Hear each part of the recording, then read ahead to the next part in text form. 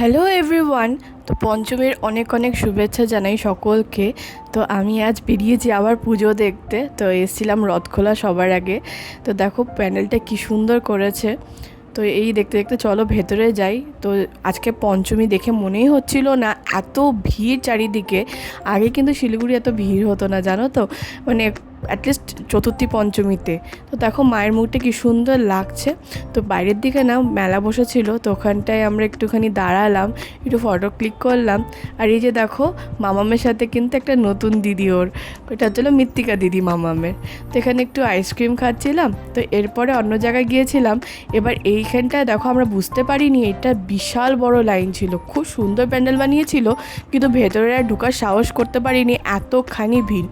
তো এবার চলো অন্য একটা জায়গায় যাচ্ছি, দেখি আই হোপ এবার একটু খালি হবে। আর এই রাস্তাটা দেখো, আমার এরকম ধরনের রাস্তা ভীষণ ভালো লাগে।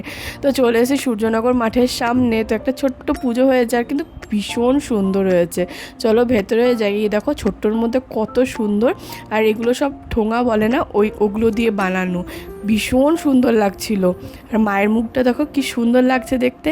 মানে সৌন্দর্য ডেসক্রিপশন যত দিব না কেন, অতই মনে হচ্ছে কম পড়বে আজকে। তো ভীষণ সুন্দর লাগছিল দেখতে। আর এদিকে দেখো মাঝখানে একটা কি করেছে, তো খুব ভালো লাগছিল। তো যাক, এখান থেকে আমরা এখন বেরিয়ে যাচ্ছি হলো একটু আগের দিকে, যেটা একদম সূর্যনগর মাঠের সামনে যে পুজোটা হচ্ছে ওখানটায়। তো ওখানে তো লাইভ মিউজিক হচ্ছিল। এবার প্যান্ডেলটাও ভীষণ ভালো হয়েছে। চলো ভেতরে যাই। আর ওই দেখো মাম্মামও যেহেতু স্পিরিচুয়াল টাইপের, তো খুব ভালো লাগলো। তো ভেতরে গিয়ে না, মানে আমি যে কটা ঠাকুর দেখেছি, আমার তো মনে হয় এটা সব থেকে বেস্ট।